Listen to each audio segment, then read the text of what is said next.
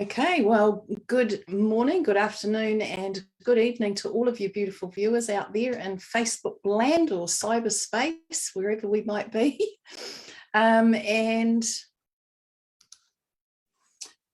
Today we are talking about, we're going to have a little chat, Janine and I, about collective consciousness.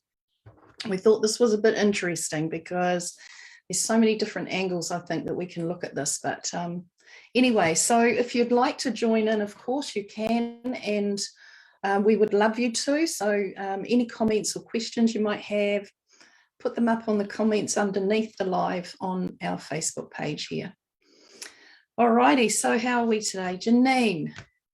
Hello, so wonderful to be here again with you, Mandy, and with the world at large, whoever comes on or sees this in the replay.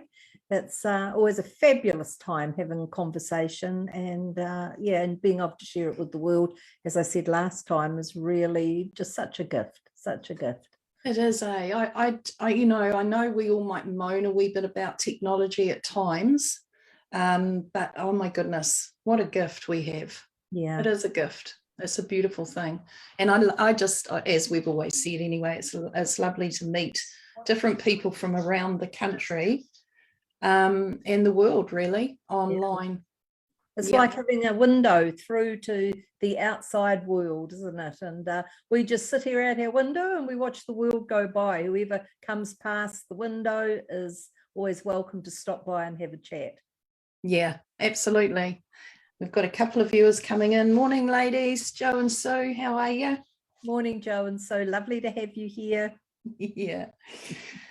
All right, so collective consciousness. I mean, it made me think about hearing people speak about collective consciousness, and it made me feel into that, which is what prompted again our conversation when we spoke about it, Janine. Mm-hmm. And that is the different pockets, everything. There's like, we might have a gardening club, well, that's a collective consciousness as well. That gardening club, we can connect into that. And I know different times I've connected into different collective consciousness pockets to be able to access some information even. So it has its, there's pitfalls to it, I reckon, as well. But anyway, we'll get into that conversation more as we go on. So what's your view, Janine, just while I check on these ladies and their conversation? Absolutely. So I once believed that it was called the collective consciousness because we collectively contributed to it. But now I know it as one consciousness. That is who we are. We are collectively one consciousness. So, I kind of took it, the title as the greater picture. So I totally get where you started off, Mandy, with the pockets of consciousness, because absolutely that's powerful in itself. But for me, when I was feeling into collective consciousness, I was feeling into the oneness of who we are collectively here in this reality. And, we are consciousness experiencing itself. And with every experience we have, we, as that consciousness, expand. So this is why the universe is forever shifting and changing and abounds with pure potential and possibilities. Nothing's ever stuck or stopped within consciousness, because every experience we have brings many new opportunities, possibilities, and potentials. So I kind of started at one end of the spectrum and the big picture, and you started at the other end of the spectrum. Down into the pocket. So what a huge conversation this could be today. We might have to have about 10 hours. I reckon. But it's an interesting view into it, because there is that total absolute one consciousness state, which for me is when anyone's talking about collective consciousness, that's where we would go. It's that expanded overview of the all, and like you say, so many opportunities in that. And I don't know if anyone else has experienced the mental field of the planet.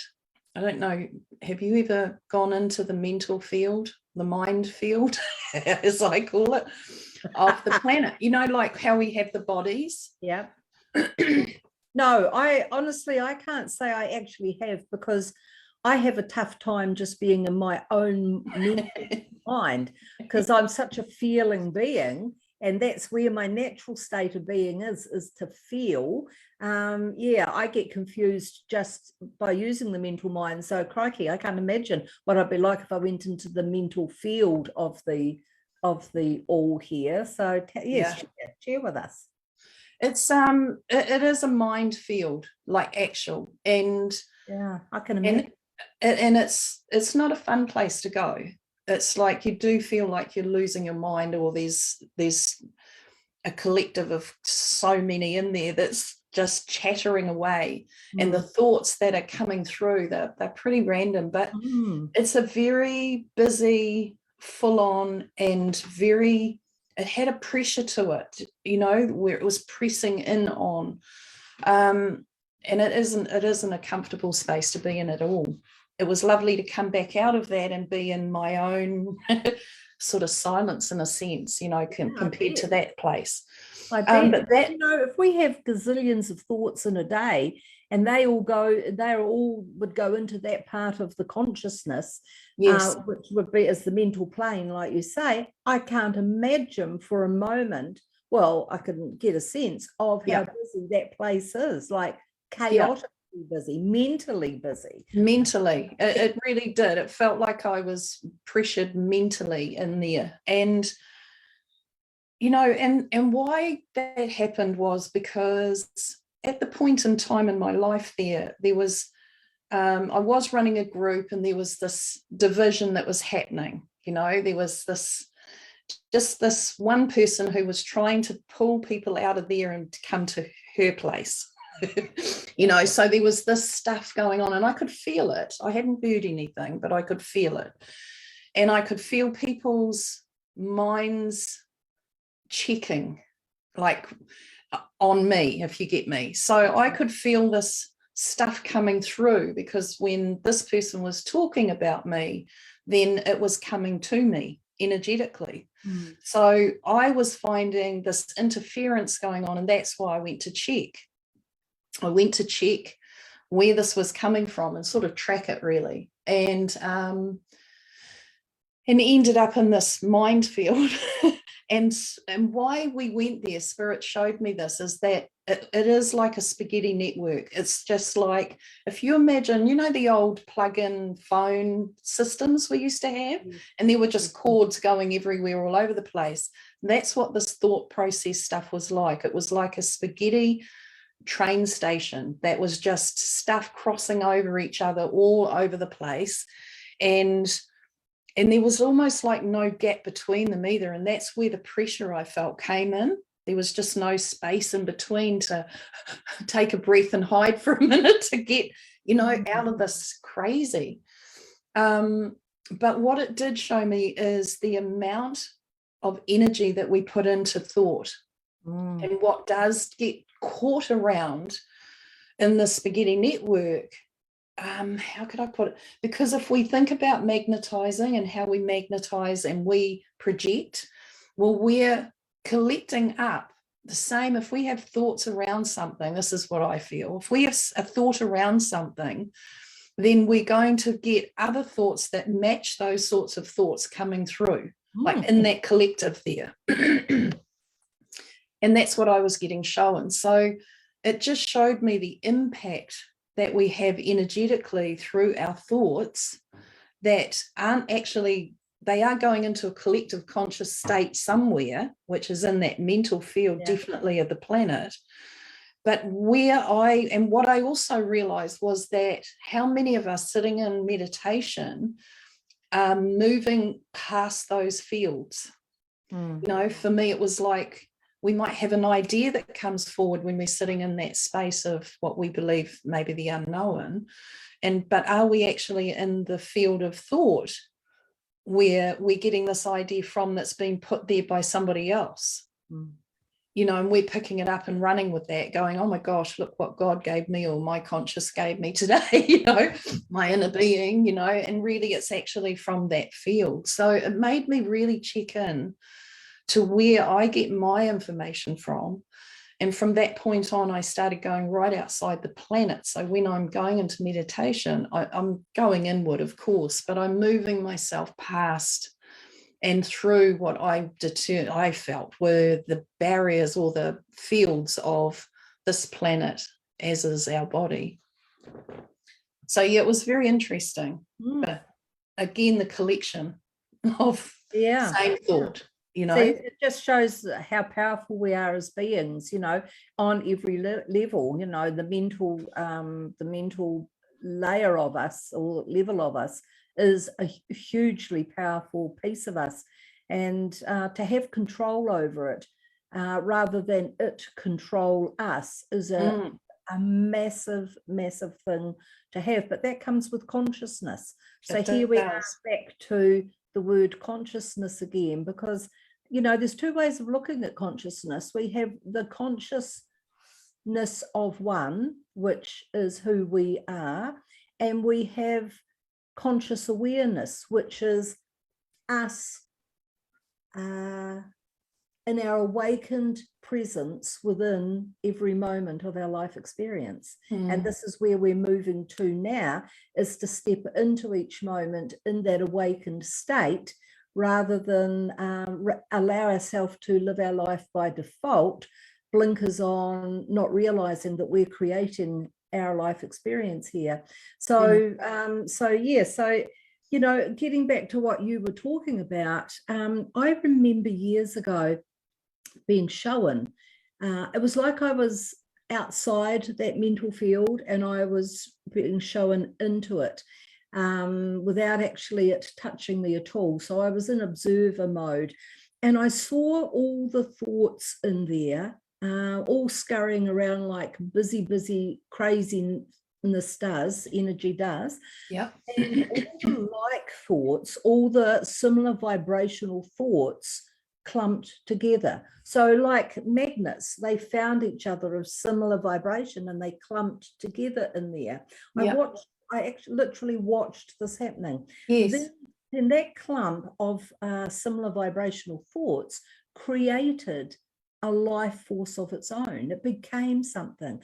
It became what we would call a lower entity, or something similar to that. Yeah, absolutely. And then that clump has an influence on those that are here in this reality, that are having similar thoughts, that are projecting out similar thoughts.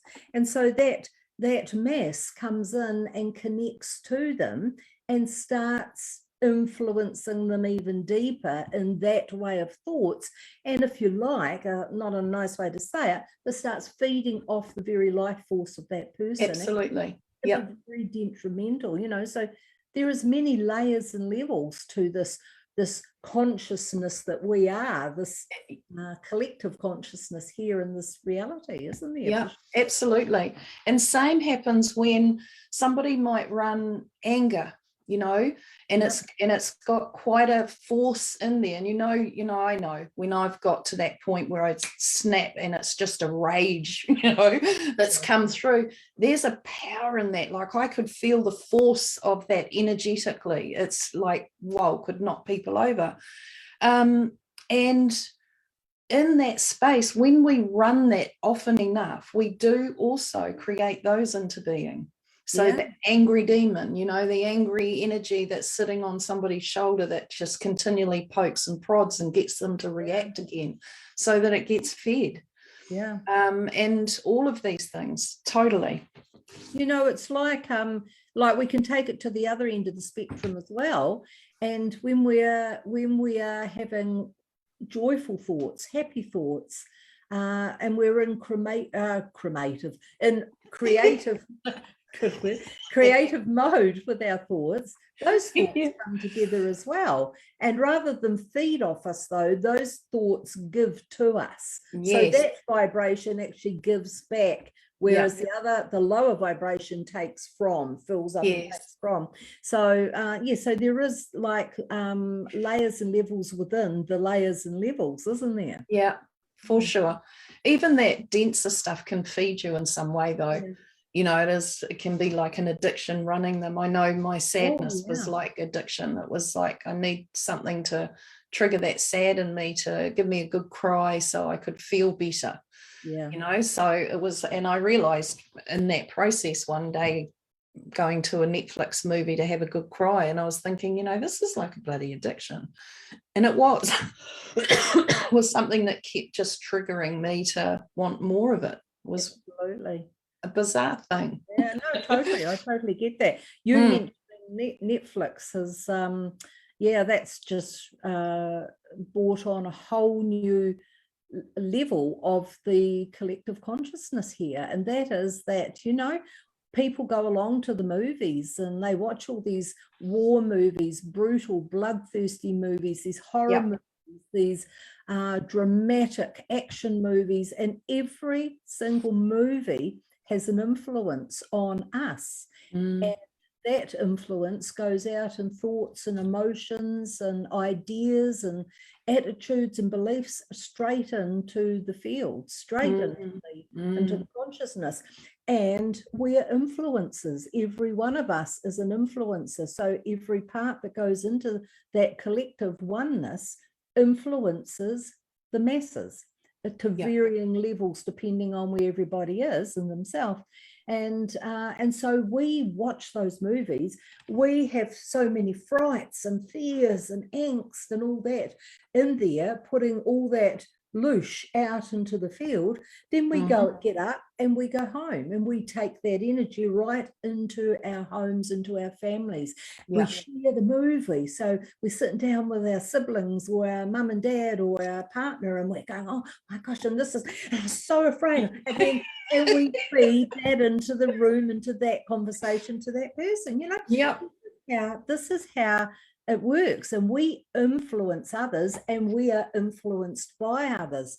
And when we become consciously aware of ourselves, we know better than to go to any of these movies that do this sort of thing, you know. Instead, going to light-hearted movies or inspirational movies or beautiful, loving movies and things like that. It's and it's a far better energy to be feeding into taking home to our families.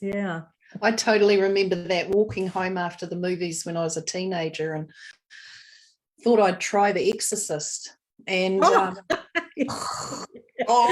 only got 10 minutes into the movie. I didn't think I even watched any more of it. I couldn't stand it, and I got out and I walked home. It was dark, of course, late Sunday night, and I had to walk over a mile up through the hospital pathway, which was bush, you know, had a bit of tree and bush and stuff, and it was uphill climb, so you couldn't really run it you know, as well as you could if it was flat ground. But man, I tell you, the fear that was coming off me in that trip home was just terrible. I was petrified, and all that energy that I was sending out into the planet, you know, to the planet, to the environment, was just horrible. Never do I ever want to do that again. I didn't do it again. Because we directly influence the trees and the bushes and all of nature as well. You know, we're a very powerful part of this reality. And you know, but then of course, and staying on the subject for a while longer, then televisions were introduced into every household in the world. And so people could be influenced easily by not even leaving their homes, by watching TV and all that that harshness and the bad news shows. And I noticed through talking to others that there is a lot of murder programs on the TV now. Apparently there's a heck of a lot of murder programs, and that, well, this is the influence that's being on people, you know, Yep. as a whole that watch these programs. They're constantly in the lower vibrational thought forms and attracting that to them in their life. And people wonder why their lives aren't changing, why they're not able to lift themselves up into joy and happiness. Well, Yeah. turn your TVs off, you know, turn them off, Yes. or only watch particular programs if you have Yeah. to, you know. So yeah, it's the day that television was invented and put into all the households was a massive day of change for this planet. It definitely was. It definitely was. I must say, though, I do still love my TV and being able to watch some movies and things like that. You would be it's my discerning. chill time. Yeah. But yeah, exactly. And I can watch some action stuff that's pretty out there, but it doesn't affect like it used to.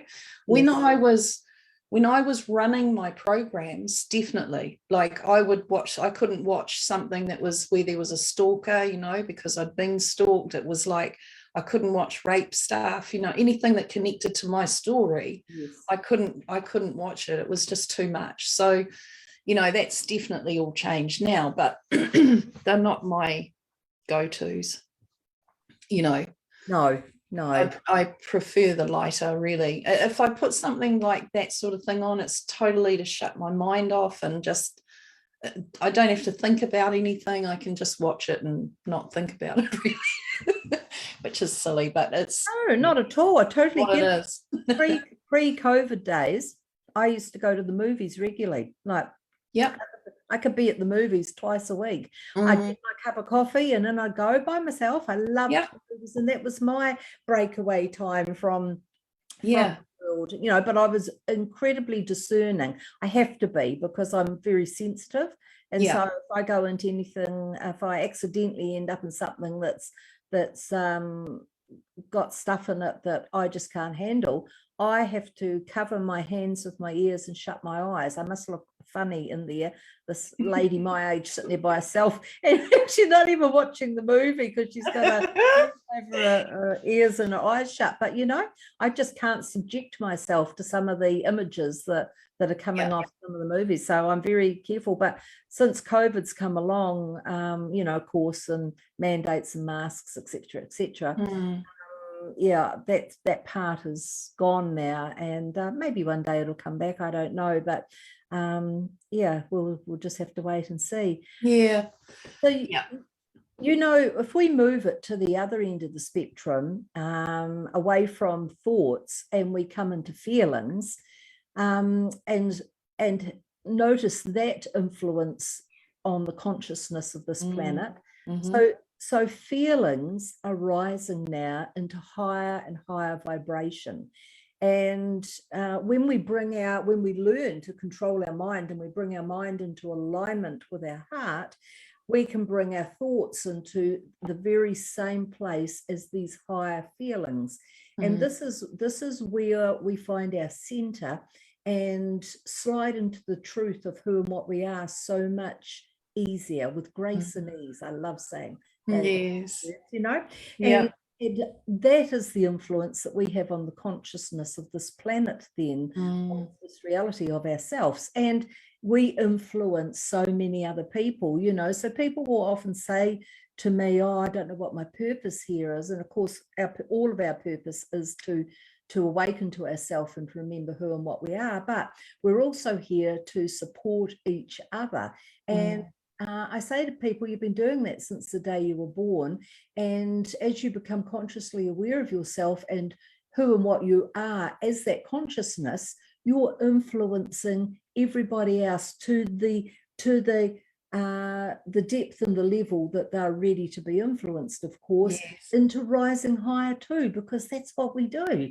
So, you know, we have a fabulous day and we're right in our joy, and all those joy bubbles are just swimming out into the field and connecting with every single one that is open and receptive to receiving that joy. And this is our gift here. This is what we do for each other. Exactly. So this is how we're changing this reality. Yeah.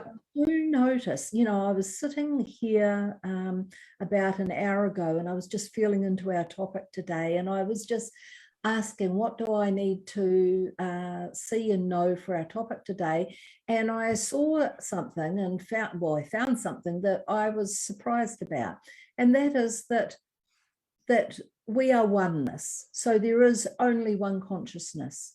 Yet within that one consciousness, it's starting to split now. There is a separation happening within the oneness. And that is because one part of humanity here has chosen to awaken to themselves and to rise into their deepest truth. And the other part has decided that they want to carry on experiencing where they're at.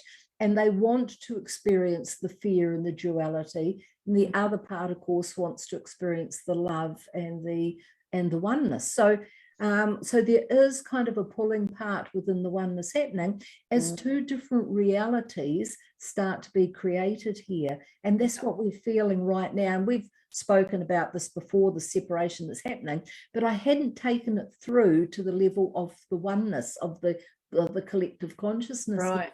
And when that sort of came to me this morning, I thought, how can you have the oneness when there's such a divide happening there? And that's when I saw within the oneness that very gently it's imploding in itself, and they're creating two very separate realities, still with oneness, but it's moving apart now. Yes. There's something I was going to say then, but I've lost it now. But yeah, definitely that. And yet still in the one, that's the beauty of it. It's like we're not actually separating in the sense of that. There's different views, yes, but we're still in that oneness state. But what I was going to say is that, I've had a hard time coming back to feeling the joy. We've gone through this tumultuous time over the last 2-3 years, and there's been some really beautiful things that have come through from that, which we all know, and that we get the reason why this is happening. We understand all that, but it definitely triggered, I think, for all of us, no matter where we are in that consciousness, that it did trigger a lot of old feelings from which I thought, God, I feel like I've gone back to when I was first coming out as a clairvoyant medium to people, and there was all this judgment around it. Well, this felt like the same thing. There was this divide, which we all know about. And there was just such judgment going on. And for me, it's like now I'm coming back into the joy, now that I've got my sort of path coming back into for me, after Dad's passing and different things have moved now, that I can actually come back to me. And there is a joy that's happening. And it's a different feeling, and it's still a wee bit sort of clouded or smothered, I think, in some way for me at the moment. Still, I'm coming through that. But the one place is where I'm heading with this, is that I just know that there's so many people feeling the same way on the planet, that they are highly evolved. They've got their awareness, and they connect into that conscious collective of one. And that is where I find the joy. That's where I find all those feelings that I try to live in this day here, is when I'm in that state. And the more that I've come out of there over these last few years, I've lost my mind. It's like I was just saying the other weekend, it's hard to have a conversation. I feel it's difficult. There's a struggle to have a conversation, because for me, the words aren't arriving. It's like my mind's gone numb. It's gone blank, and it's like trying to find things now to bring into conversation, because they're in a different space than where they were before. And so this bringing joy back has been something like I'm consciously aware of the feeling state and where I am in this feeling levels, I suppose, engaging during the day, where I'm at in those. And to find what I'm finding now is the more I go back to source, because we often sometimes will think we're in source too, and we're still in that minefield. So when we really go to source, that's the only time we're really actually in present moment. But in that state there is where we have all those beautiful feelings of that higher love state. And I just tend to infuse myself, because it isn't infusing, we're just already there, we are that. It's now allowing, or not allowing, but what am I saying? Building that quotient back up in my body. Mm. Because it was like we emptied everything out again. We became this, oh, that's the way I see it anyway. We became this, this like sewer pipe. Anything I can think to say. Take a flavor there. Just letting go all that shit.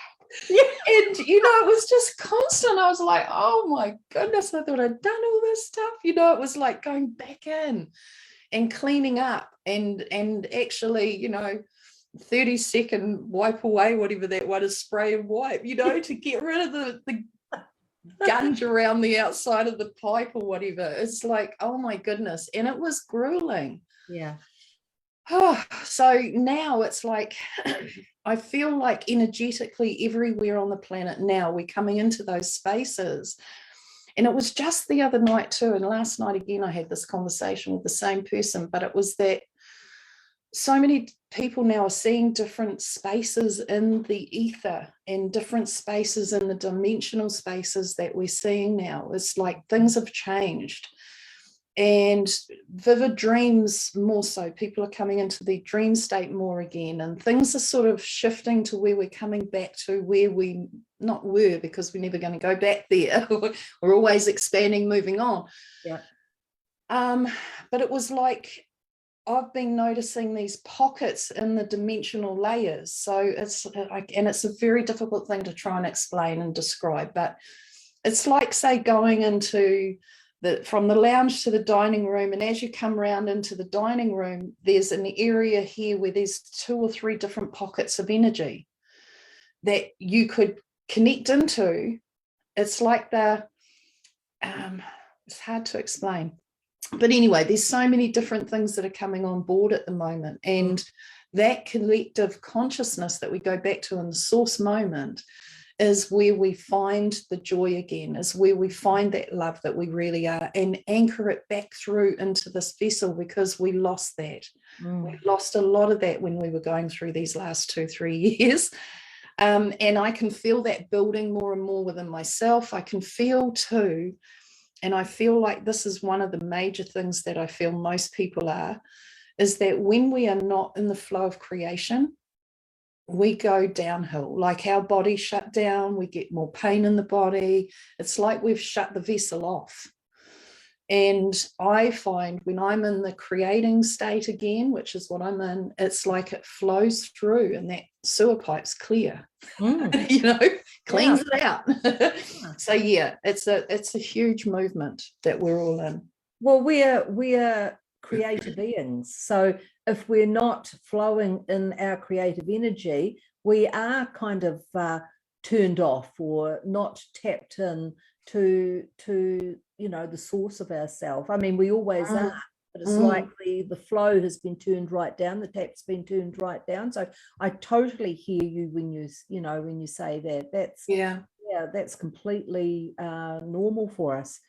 For me, like you were saying, that you're finding your joy again, and like being joy-seeking beings, that's our natural state of being.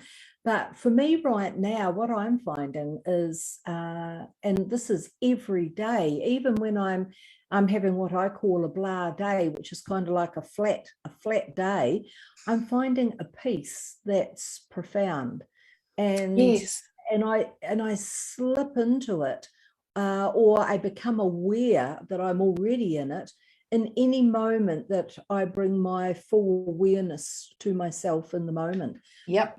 And when I slip into that profound peace, I can be anywhere doing anything. I don't have to have stopped or go into any meditation or anything like that. I can be anywhere doing anything. And I've noticed that when I'm in that space, everything talks to me. So everything talks to me on a level that it hasn't done before. And that is even the wind or the breeze or sound or whatever it is that is around me starts to actually communicate with me directly. And it's absolutely incredibly deeply heart touching. Well, it's heart communication, you know. And it's like, wow, this is just one of the gifts. I'm very, very consciously aware that this is just one of the pieces that's coming back to us all in this journey forward. So as the outside crumbles away and that the shadows are dancing all around, within the bubble of joy for you, of peace for me, of brightening love that we're growing back into, that world doesn't touch us. It has very little influence on us, and it seems to just swim on by without directly having a huge impact. So that's what I've really noticed with my journey over the last 2 or 3 years. It's just getting gentler and more deeply connected, and you know, and I'm in a flow. I'm in this. I was going to say the flow is just beautiful. I'm just in this very gentle and warm, loving flow of pure truth. And that's what it feels like, pure truth that's rising in me again. And so, you know, it's this is the rewards of all the years of hard work, of a life's of struggle, and being courageous enough to turn inward and look at ourselves and own what we see. That's the biggest bit. That's the bit that I really love being with others in one-on-one consultation, is helping them own what they see through a very gentle, accepting place, because every one of us has every aspect, and you know, and to be able to, getting back to the conscious field, to the oneness, it's all part of the oneness, of course. Every piece of us is a part of the oneness. But when we can retire some of the parts that we no longer need to serve our experience as we move into the new world, we can then allow the aspects that are growing in us, the bright, polished aspects, if you like, to have more of an influence on that oneness, that collective field. And there again, we come back to helping each other, supporting each other to rise, you know. So this is the journey now for us.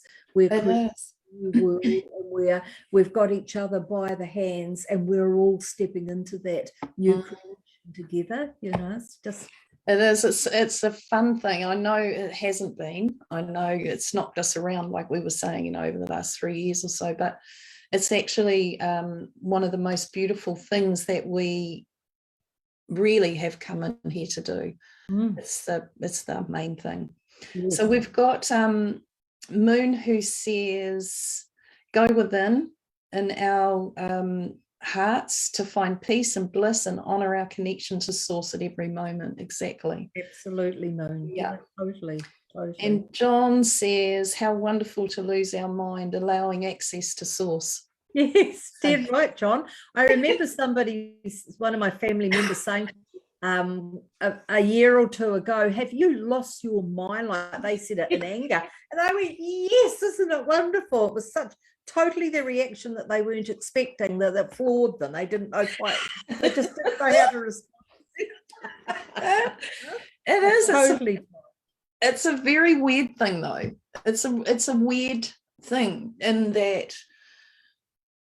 I don't know, like, particularly doing something like this and going on to our intimate conversations, there's days where I'm just blank, and it's like, oh my goodness. And somebody might ask me, you know, I was at a workshop not long ago, and I was asked, "What's metaphysics?" Well, I said, "Move on."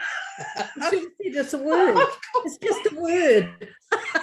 You know, I mean, it's just bizarre. And It sort of had worried me for a while there, thinking, gosh, I've got no conversation to have with people because I can't conjure up the conversation. It's like, we can talk about stuff that they might be going through, but something that I'm doing or thinking or being isn't. It's like, I don't even know. Yeah, absolutely. Just shifted so much. Yeah, because words are becoming obsolete, and as feeling takes over, words do. They don't hold the meaning that they used to hold. So, and we'll get to the stage where we, like in the future, where we won't use words at all. We will not, because we will empathy and just complete feeling. So there won't be words. So already we're starting to find it harder, but not hard, but harder to communicate with each other. And we choose our words more consciously, and because we know the power and the effect of words, and we can't often find the right descriptive words for the expanded feelings now, because it goes beyond this reality. Exactly. So, I mean, how do you describe something that had such a profound effect on you? The beauty was so incredible, it altered your perception of yourself in that moment for the rest of your life here. I mean, how do you describe that to somebody so that they can get a sense and a feel of it? You can't.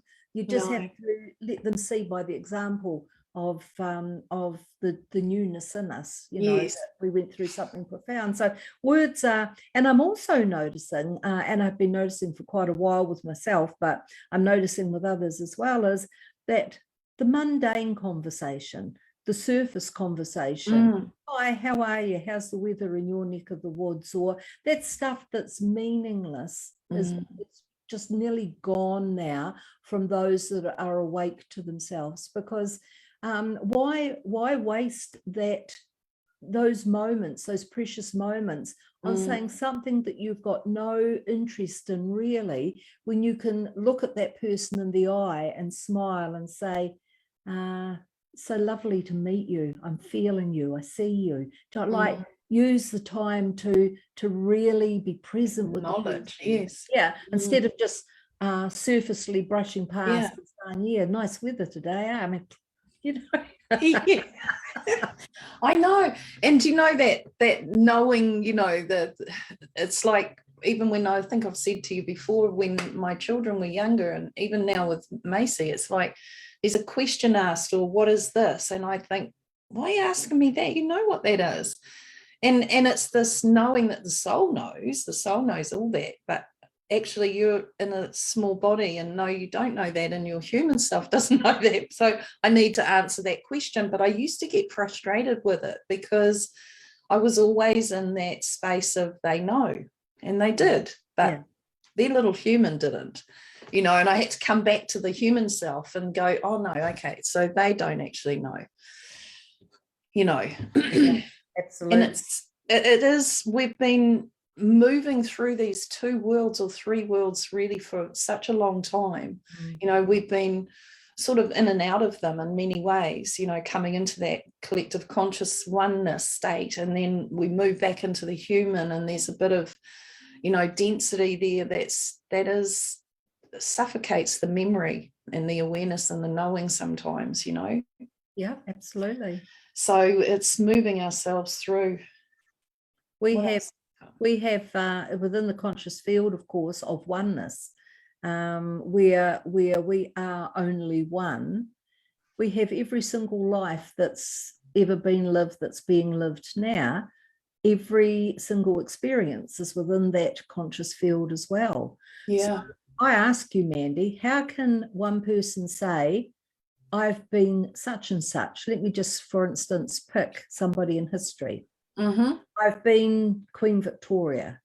How can just one person say that when that was them and nobody else? When every one of us, every single spark of light within that collective consciousness has access to that experience, and can say with absolute surety and as their truth that they were that that particular historic person. Mm-hmm. So that's something else that's really rising now, is that we can claim we've been any one of those lives, anyone. In fact, and we've spoken about this before too, we can have many standing in the same room that could swear that they've been Queen Victoria and have direct access to memory of that life, you know, and because we're one consciousness. And so we did. I might have had that experience through you being in that body, and I can take those memories, you know. So we're expanding out, we're opening up and realizing what this actually means to be one consciousness. And we are. I'd just like to read out a couple of these yes, please. Here from our viewers. Moon says, I get overwhelmed very quickly nowadays. I feel the energy is going faster and my body feels slow motion, very strange. I go out and reconnect to nature when I get overwhelmed or sleep. And it does feel like things are moving faster. And I think vibrationally, you know, even the Schumann resonance, the scale it's showing, there's big leaps even, and there's moments in there where it's gone blank or something too, it's like there's been big moments of like a big leap almost. And so yes, I feel the same way, Moon. I feel like things are moving so fast, and the body is the last to come on board, you know. So it's not until, I don't know how even long it's going to take our body to come online, but it's moving it very quickly already. And any wonder, you know, we've said it many times, any wonder we've been so exhausted. Absolutely, you know? Absolutely. I'd like to reply to Moon too before you read out the next one. So Moon, if you're feeling overwhelmed, you are in your head. So if you come down into your body heart awareness, if you just in any moment that you feel overwhelmed, if you just stop and start concentrating on your breath, and just breathe deeply into your belly, and as you release it, bring yourself present into the moment. Quieten yourself right down. Doesn't matter where you are. You don't have to be in meditation or anything. Just bring yourself present into the moment through your breath. You will release that overwhelm because you've come down into your body heart awareness, and you're not in your head where overwhelm actually happens. So that's just to help you out, that when you feel overwhelmed, know, I'm in my head, I'm in my mind, and I take a breath and I just bring myself present into this moment, feeling my body, feeling my heart.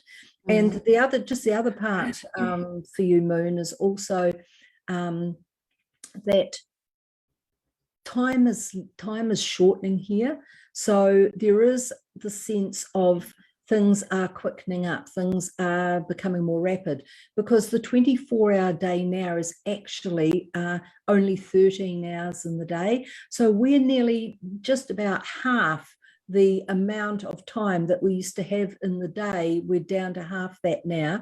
So if you feel like you just haven't got enough time for things, that's right. Things are rapidly now, and you know, this is a good thing really, because it's getting us through this time in half the time.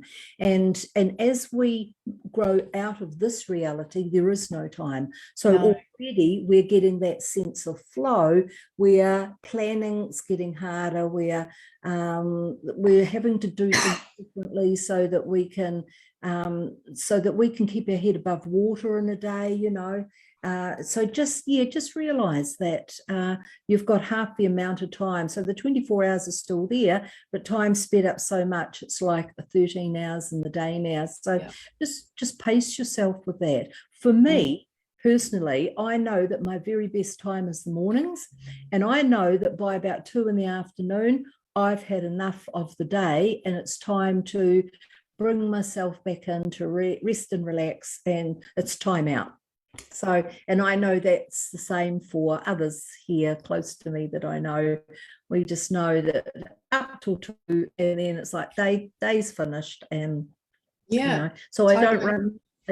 I don't run any internet things at night time. I don't do any Zoom calls or anything at night time because my energy levels are much lower. I do everything in the mornings. Yeah, sorry. Yeah, next one. Yeah, no, I'm the same, Janine. It's expanding for me a bit now, though, I have to say, but good. I'm getting more energy in the day, further on. And John said language is so limiting, unlike sound, which is expanding, which is exactly right. And totally, great point. Yeah. Yes. And Moon says, yes, thank you, lovely Janine.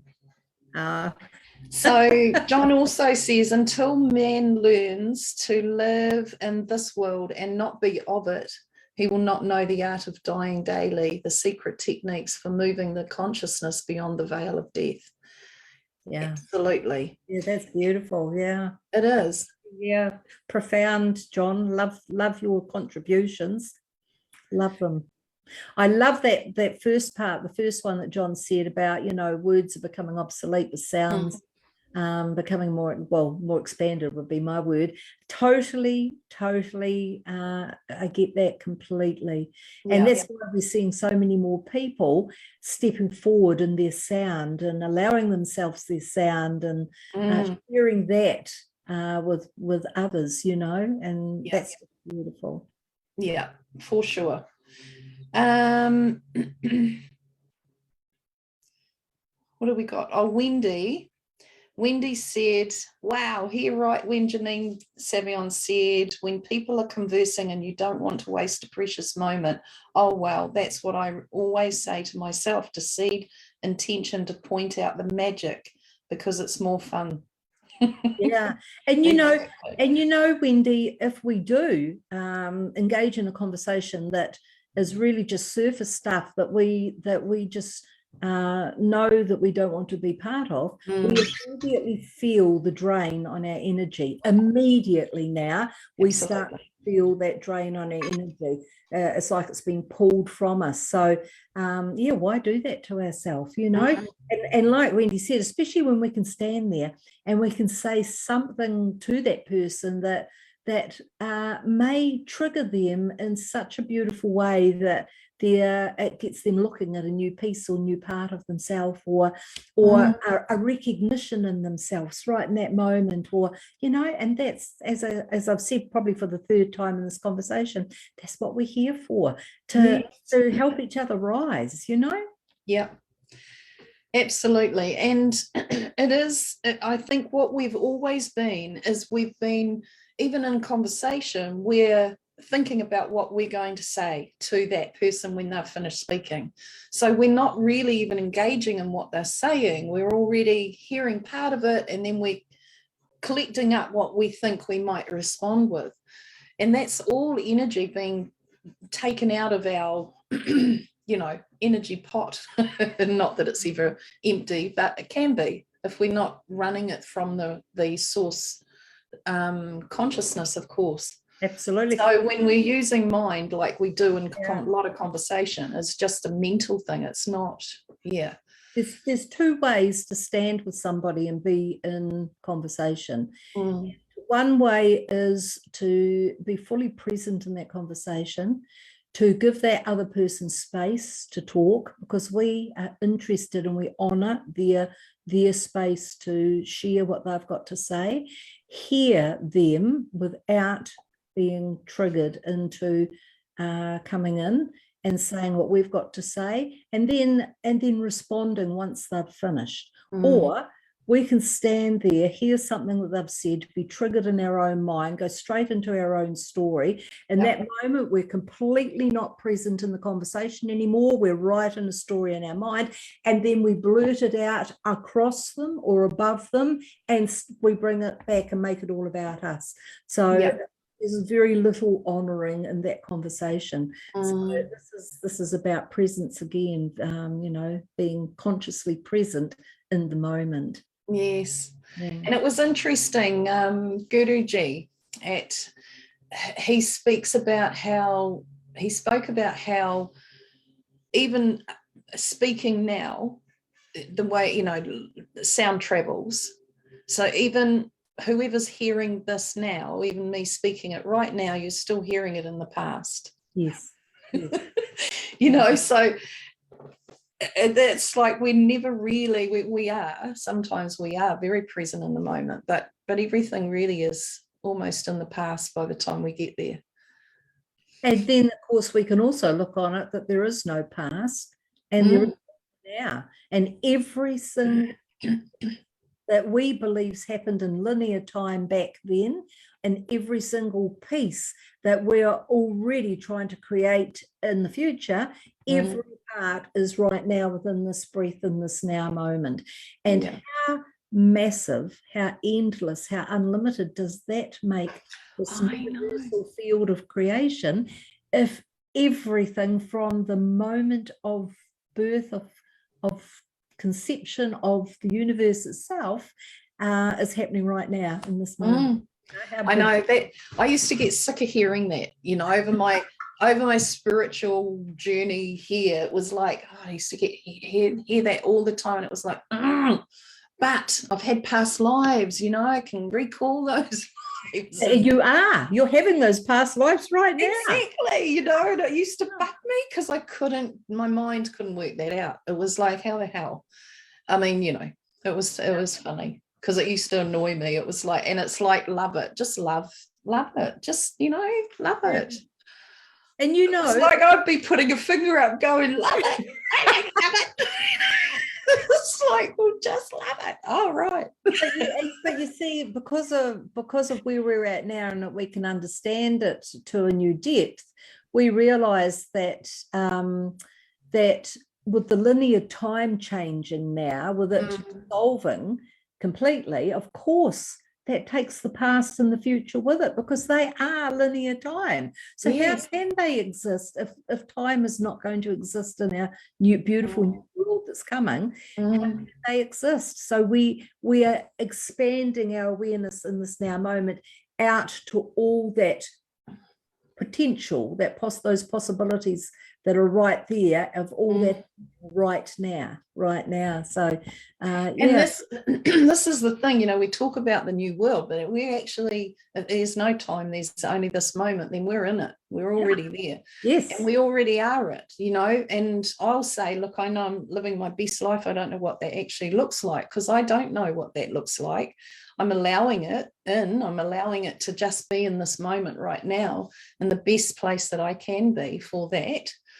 And so that's really living in the moment, is being present of what you're feeling, what you're thinking in this moment, and how your response to the world is in that moment. Totally.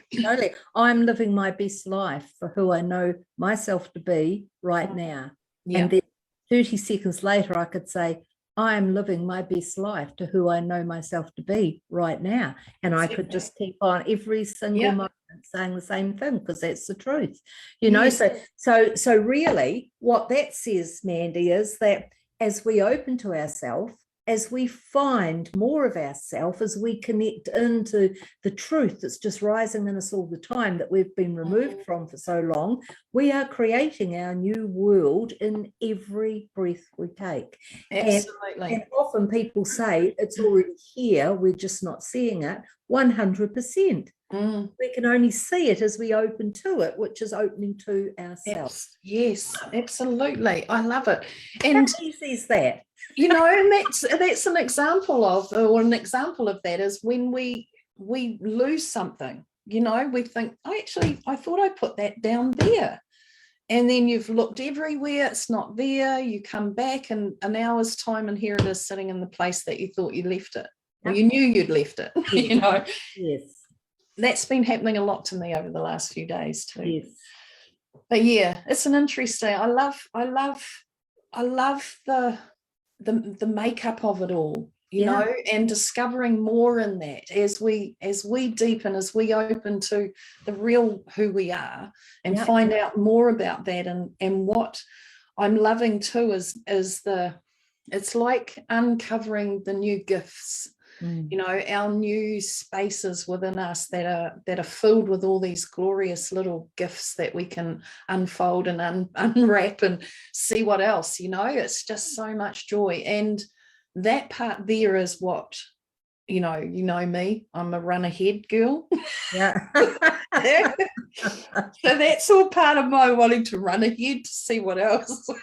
Yeah. Because it's such a brilliant thing. Like when I come into that space, into that right now moment, like I've said to you many times, so somebody said to me, what do you need in your life? What would you be wanting to manifest into your world? I don't have anything, because I have it all. I've got it. It feels complete and full and whole right now. Beautiful. So there's no outside of me going, oh yeah, I want that, I want this. It's like there's no space for that, because it's already full. Isn't that beautiful? How many is. people could actually say that? Because one of the things I'd like to say here, and us kind of coming to the end and finishing off, is that that people search keenly and deeply for something. So they're looking, and that is the ingredients for not seeing. So if we look intently for something, we're in our minds and we're searching outside of ourselves. Yes. So when we realize that, and we just stop and we take a breath and we just settle into our body in that moment, we find it. It comes to us. We don't need to find it. It comes. Absolutely. Yeah, It does. And that's what I love, is the ease in it all now, that ease, grace and flow. It's just, I love it. And it's always been there. And when I have met, gone into that, it's and then come out living your human thing, and then you go back into that to get a bit of rest and relaxation and recharge. Now it's there. It's just fully there all the time. And that is who we are, of course. But John, time is a creation of the mind. Dissolve the mind in the space. Time continuum collapses. Man, how powerful and creative are we? One breath at a time. Pun intended. Yes. One breath at a time. Yeah. I love it, John. Yeah, God. I saw you smiling away to your phone. Yeah, I did. I read it and thought, I've got to read that out. Yeah. It's when, and I think this is something, again, I'd love to say to everybody is, when you come into that state of worry and angst and overwhelm and all of those things, like you say, Janine, you're in your mind, and it is a time to step out, come back into the body and feel what you're feeling is probably very different to what the head's telling you. Always. And that's where you'll find your center and your alignment, and then things start flowing and growing again, and you go with you flow with the go. And it's a beautiful space in that place. It's just such a exciting, fun thing. I love it. And so, it's a matter of coming back to that when we know we're in that overflow outside of self. It's just a matter of taking the time to come back and center yourself again, and then from there start looking, because the world will look very different to that space that you've been in that mind space. And that's the rejuvenation. There's no death in that space. It's in the mind field that we create this death and decay in the body, and what the human believes they have to age and do all these things. And that's the part that for me has been I don't know, I've made things a study or a challenge, I suppose, and not so much a challenge, but it's been interesting. I take things and I think, okay, I'm going to find out more about that. So I'm not reading books, but finding out, going through it energetically. It's something I've always done. I love it. It's fun because it's who we are, and here playing exactly, and having the ability to be able to play energetically like that in this form, I think is such a privilege. Like, actually, I really don't think people get the excitement or the fun involved in that, really. To be able to actually do this here in this form. We're breaking ground here. Yes, absolutely. Like, really. And this body is such a machine, it's such an amazing thing that, I don't know, it just blows me away when I go into it all. It's like it just is such a miracle and amazing, and yeah, and I feel like, I want to say, it needs to be honored more, you know, it needs to be honored more. The temple of love. Yeah. Bodies, yes. Yeah, it's very cool. It's a very cool journey. Very cool. Beautiful. Well, I think that's us, Janine. Do you feel? Fantastic. It's been a fantastic just over an hour together, and love our conversations. And thank you, Moon, and thank you, John, and anybody, Wendy, and anybody else who's been on board today and listened. And yeah, it's been wonderful. Yes, it's a beautiful thing. And thank you all so much for joining us. It makes it so much more fun when we've got these comments coming in and all of your enthusiasm in those comments and things. So thank you so much for joining in, and we'll see you again in another 3 weeks with another topic. It'll be wonderful. Love you too, Mandy. That's a love, everyone.